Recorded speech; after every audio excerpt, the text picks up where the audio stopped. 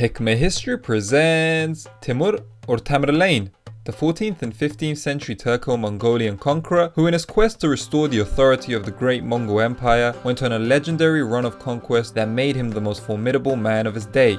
Considering his long list of achievements, it won't be too difficult to point out the plethora of lessons we can take away from his life. But first, some context.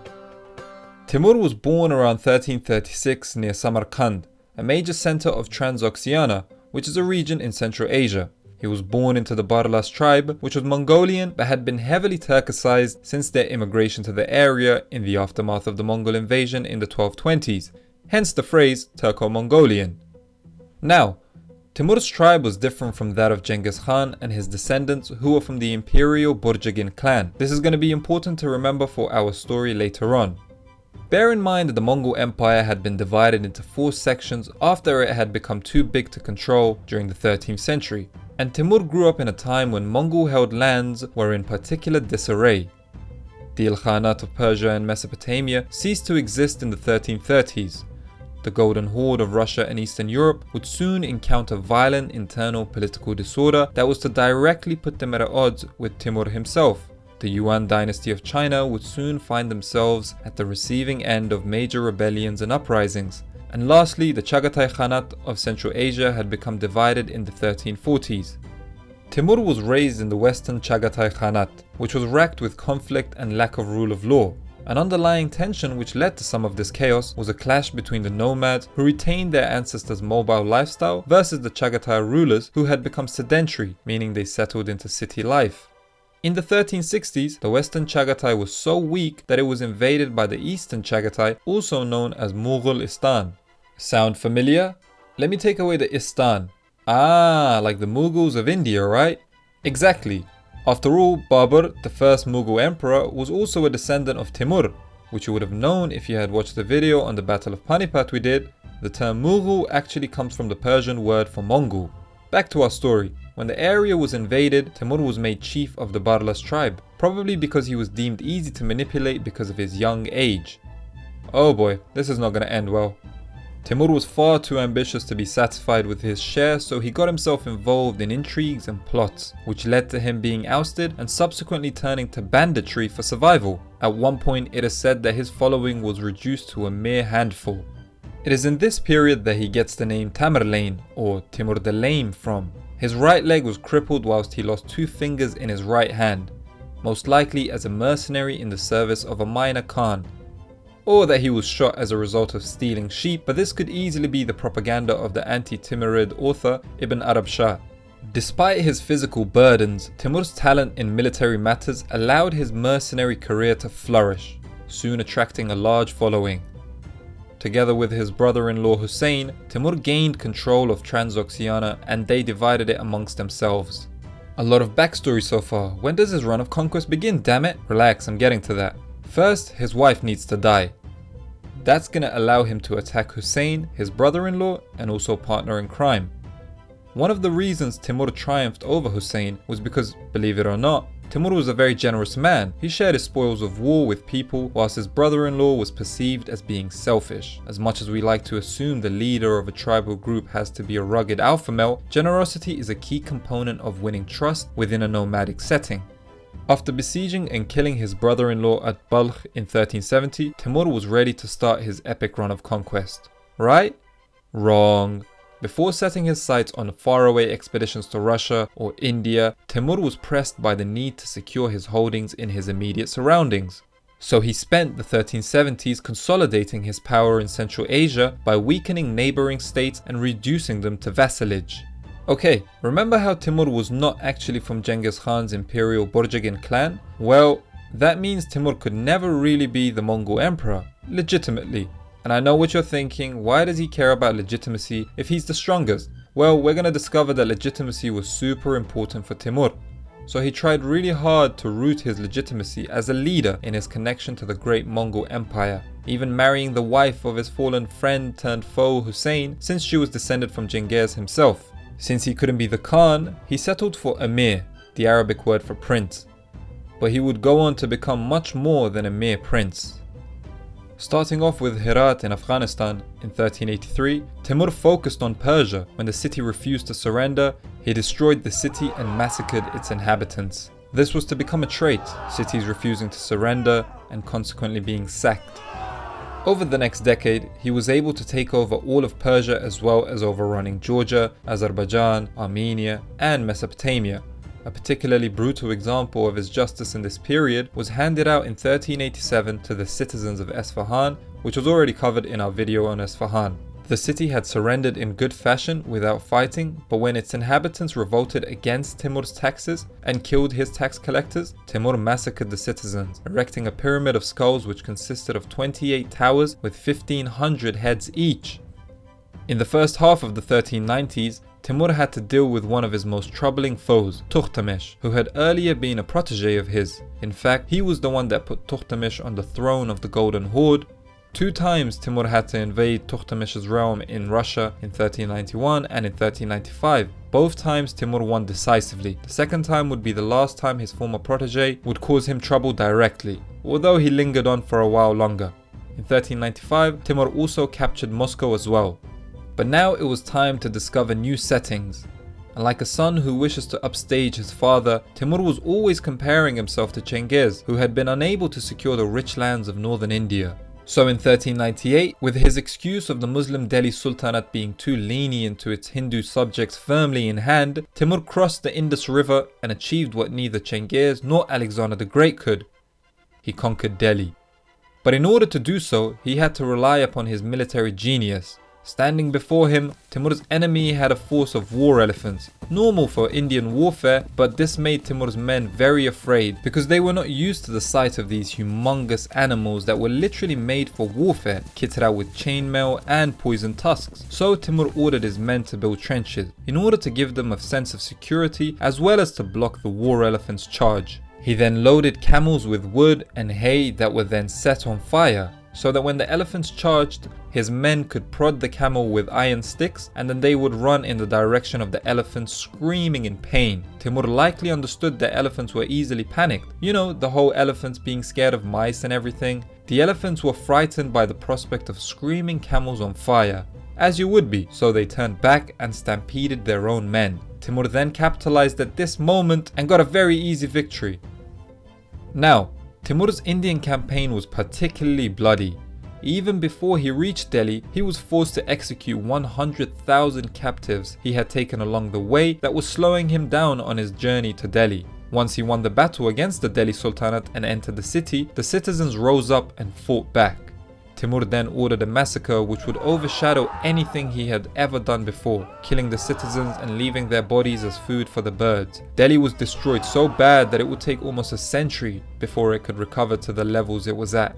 He took tons of treasure back with him to his capital Samarkand. In fact, he even needed 90 elephants to carry back stones from quarries which would be used to erect beautiful monuments in his capital, like the Bibi Khanum Mosque.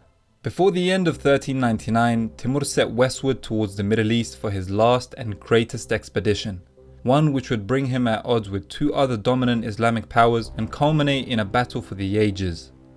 Along his way, he restored his authority over the Caucasus region, which was particularly harsh for Georgia, a Christian nation in a mainly Muslim region.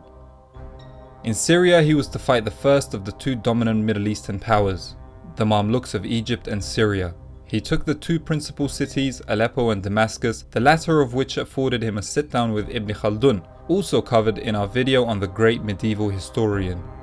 Before his invasion of Anatolia, he flattened Baghdad, ensuring that all of its buildings were destroyed, and of course it wouldn't be Timur if he didn't massacre its inhabitants, killing 20,000 people.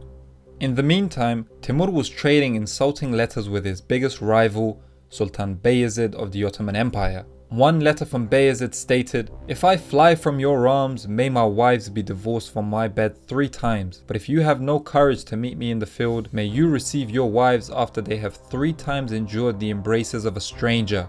Whoa!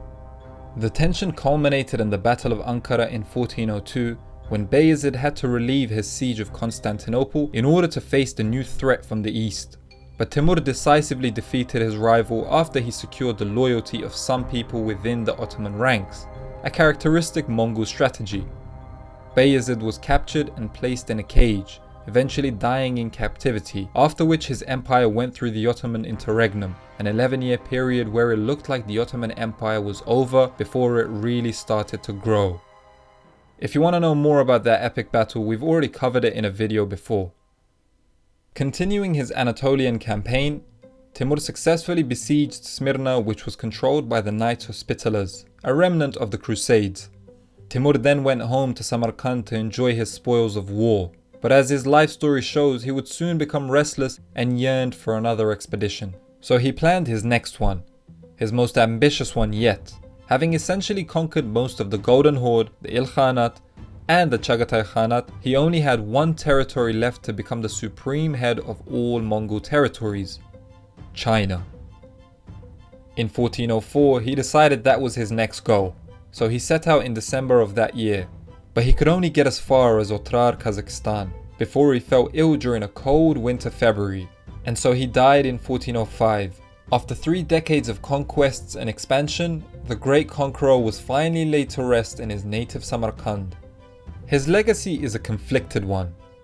Upon his death, his empire essentially fragmented, with his younger son Shah Rukh holding on to the main part of it until the middle of the 15th century. During Shah Rukh's reign, and with the help of his son Ulugh Beg, who was also a world-renowned astronomer and mathematician as well, the Timurid Renaissance took place, whereby great learning was facilitated in centers of learning such as Herat and Samarkand. This was definitely influenced by Timur, who in his conquest would always spare the scholars and artisans and subsequently bring them to Samarkand, where a proliferation of knowledge occurred. In time, his legacy would go on to inspire his great-great-great-grandson Babur and the rest of the Mughals to refer to themselves as Timurids. Today, in his native Uzbekistan and much of Central Asia, he is seen as a hero. But even there could be a city he destroyed like Khiva in Uzbekistan who will certainly bear resentment against him. The rest of the Islamic world is not particularly fond of him, understandably, since he did bring destruction to Herat, Delhi, Balkh, Esfahan, Baghdad, Damascus and Aleppo. The West, strangely enough, has a very positive image of him for his victory over the Ottomans, who had been making inroads into the Balkans and were seriously raising the suspicion of European kingdoms. Shakespeare's colleague Marlowe wrote the play Tamerlane the Great, and the American poet Edgar Allan Poe's first published poem was about Tamerlane. So what can we learn from this great man? Let's start off with the positives. He was a man of tremendous pragmatism. Some people would like to ascribe his planned invasion of China as an emotional reaction to him being treated as a typical vassal of the Chinese court.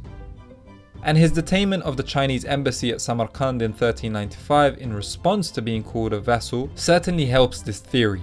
But it fails to mention that Timur had been cool with that kind of relationship for years before 1395. It is likely that he always planned to attack China, since it was a former Mongol territory, and he only started showing aggression when he had taken care of his other issues. I know the quality of pragmatism is sometimes vilified for its instinctive association with Machiavellianism, but in order to be pragmatic requires an incredible amount of energy, restraint, foresight, and swallowing of the ego. The fact that he respected the circumstances of not being from royal blood, and that throughout his reign his official title was nothing more than Amir or Prince, is remarkable considering he defeated every Sultan, Emperor, Khan and King put before him. To practice pragmatism requires a certain degree of mastery of the self. Secondly, Timur's life story reaffirms the importance of taking care of the foundations first and then focusing on growth. Considering the grandeur of Timur's conquests upon his death, stretching from the Mediterranean in the west to Delhi in the east, it makes it easy to forget that his greatest victories all occurred in the last 10 years of his life.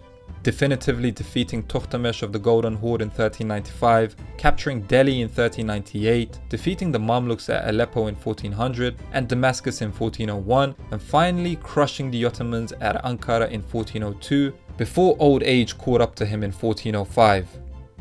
From the 1360s until the 1390s, he was involved in consolidating his authority in his region, and then later expansion into Persia and Afghanistan. So it was not necessarily the allure of his greatest pinnacles which forged him into the epic conqueror he is remembered to have been. Rather, it was the come-up. You know, the time he had to spend surviving as a mercenary when he was kicked out of his homeland. understanding how he had to juggle the joint task of accommodating both his nomadic supporters as well as the settled elements of big cities, and just the overall way he had to figure out how he was to become a badass amongst badasses even though he was a cripple. But of course there are negative lessons to be learnt as well. Putting aside the whole massacring of whole cities and making skull pyramids, we all know that's not cool, but even from a strategic point of view, it is not the best method to instill your authority over people. Don't get me wrong, it works, but only in the short term. There's no way it can be a long-term measure of ensuring authority. You're gonna run out of people to kill. This brings me to what I think is the biggest shortcoming of Timur. He didn't leave much behind.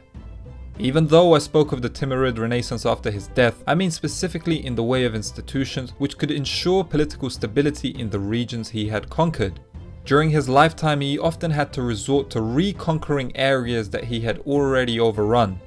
And after his death, this is most obvious by the fact that his empire basically disintegrated. So focused on looting, he failed to consider the medium to long-term consequences of his conquests. And that is not a great man's trait, to think only in the short term. We spoke before about pragmatism requiring foresight, but in this sense, Timur's foresight failed him. In any case, he had a hell of a ride whilst he was alive. I want to thank you all for joining me today, and a special thank you goes out to our newest patron, Omar, for supporting the growth of the channel. If you want to contribute, the link is in the bio to this video. If there's a certain topic that you guys would like to see covered, let me know in the comments below and I'll try to get on it. Until next time, peace!